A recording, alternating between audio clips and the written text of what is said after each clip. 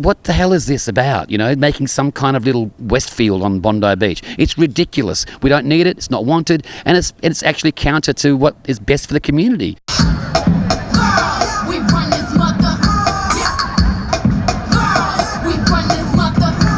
Look at this place. Look where it is. You look out there and there's the sun and the surf is over there. This is a purpose-built studio. We spent $2 million on it 16 years ago. It ain't broke. You don't fix it. And these people just don't seem to understand that.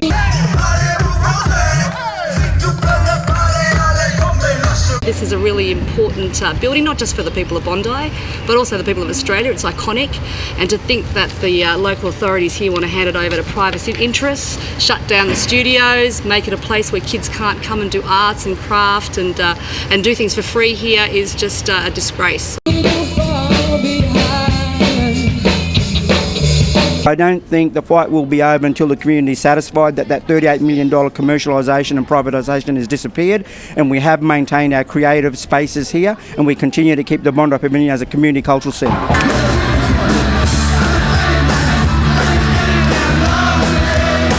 We're not giving up, and I know it's a big call, but we will win this. There is no way this building will be privatised. There will be people down here standing shoulder to shoulder with the CFMEU and the construction workers who will be on site to ensure no one arrives if it ever comes to that. We want to save the pavilion. Yeah, we want to save so we can dance. We want to save the Bondi Pavilion. Tell us what's going to be happening out there today. We've got a Hoodoo Gurus concert, and we've got art versus science. So a lot of the old rock and roll favourites will be heard here this afternoon, as well as a mixture of contemporary artists. And it's going to be a program that is built to bring attention to what the pavilion has to offer. So not only the music studios, but all the arts and recreation and creative spaces that we want to keep here, and also the place for an Aboriginal identified place here as part of the Bondi story. We want this pavilion to be fixed up. The roof leaks. The roof leaks in the theatre. The roof leaks in the different parts of things. It definitely needs a fix-up. It definitely needs to be repaired, but it does not need to be handed over to private enterprise. Look, all of us know that the pavilion needs to be fixed up. It's been really run down over the last at least 10 or 12 years. This council, I think, has had a plan to let it run down to the point where the community's saying, running down too much now, do what you like with it. But when we're saying not that, we're saying fix it up.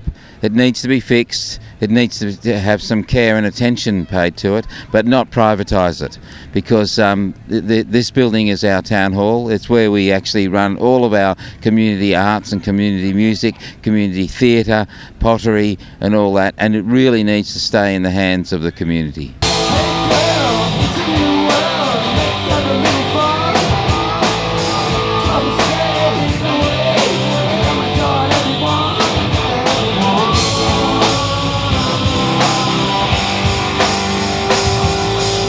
Community is using it and loves it the way it is, not because we like it run down. Of course we want it done up, but we don't want it taken away and made into some ridiculous little precinct for, hoity-toity people to go and, have a latte and congratulate themselves for what they did to kick everyone out.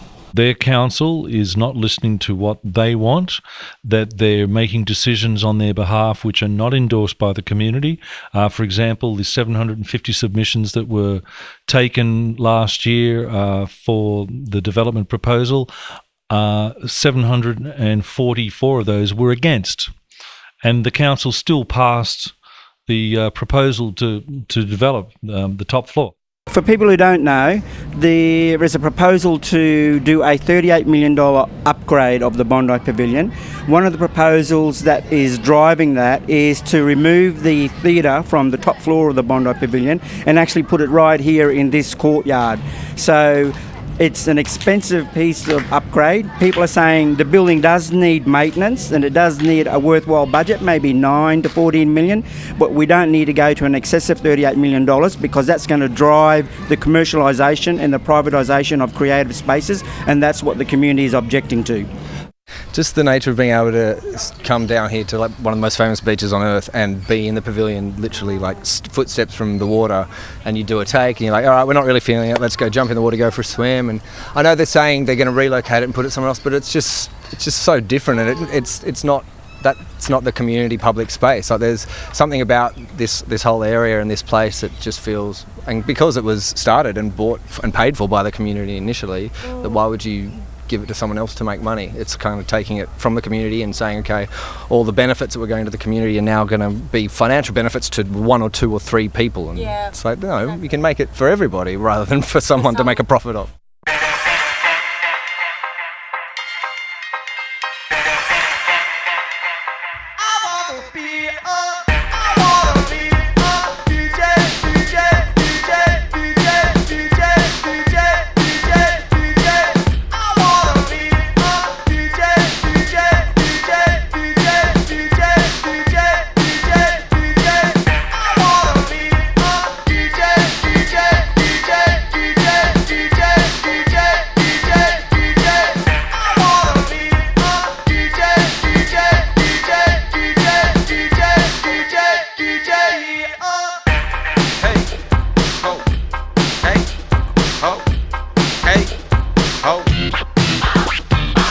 Just like any nurturing space, the community music studios here, as well as the community pottery studios, the art studios, the theatre, anything that's creative in the arts needs a nurturing space. So you need to have something that's community run and is affordable space that's going to nurture all the future talent. I think we'd lose Bondi Dance Company.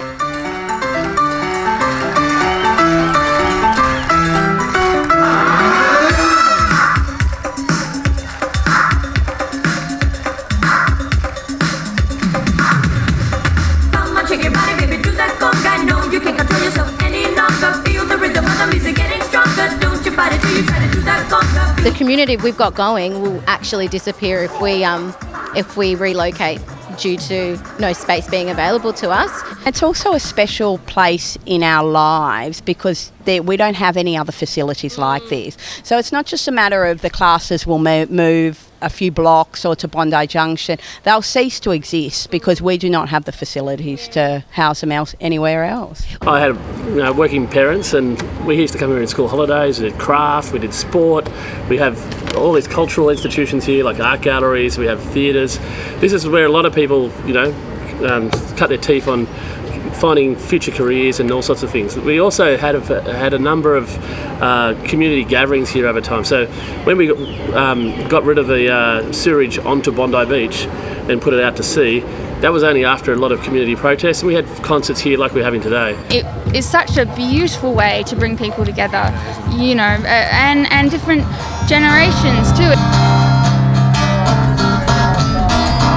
And it keeps me running, running, running, running, running, running away from you. I had some of the guys from the Hoodoo Gurus as a tutor, and how cool, to be able to talk about music in that way, and you have respect for these people, and they can then tell you things, you can ask them advice about things in your life, or, that stuff's really, you don't get that, if this is gone, and it's that which would be such a loss.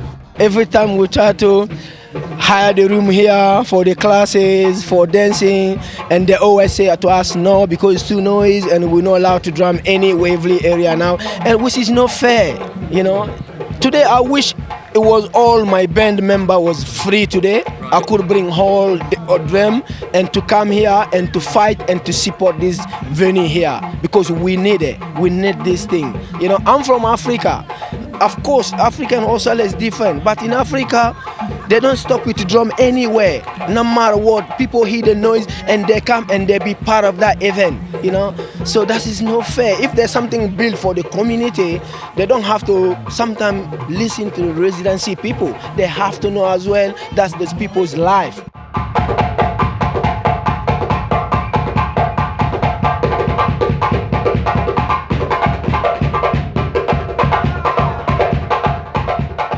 It's kind of our responsibility as citizens of this area, and but also because we got a lot from the Bondi Pavilion. We got to record here, and it's quite cheap to record here at a studio of this calibre on the beach compared to any other studio that's run by private enterprise trying to make money. It's about a third of the price. And that's the great thing about a community-run space is it's not run to benefit people financially. It's run to benefit the community and makes things easier for, especially for young bands or like new bands who don't have the money to spend on amazing equipment. You can come here in this place that belongs to all of us. We started at the pavilion. Started just here, Bondi Wave. Wave is a program mostly for like high school kids, and it just gives them an opportunity to come together, start a band, and they've got some really great mentors like Lindy Morrison from the Go-Betweens, and then they put a show on at the end of it. Some are awesome, some have like barely played an instrument before, and by the end they've written 3 songs and they're playing together, and it just gives them a huge opportunity to play music. Put a restaurant up on the top floor there. 3 months in winter, it'll be empty. And the thing about that is it makes it an exclusive precinct, because if you want to go up and enjoy the fabulous view from the balcony and whatever, it's going to cost you a $40 entree, and that's elitism. They'll say, oh, yes, we like it that young people make music, but then they turn around and want to demolish the recording studios. So, they pay lip service to that kind of thing. The 20 years that I worked there, there were hundreds and hundreds of people who benefited from the music program. Some of them went on to become professional musicians, and others didn't. Others just used music to enhance their lives, for the joy that it brings them. And that's an important thing as well. My union is the construction union, and our members have determined that we will not do any work on this project until such time as the government or the council and the community come up with a plan that's acceptable to the community.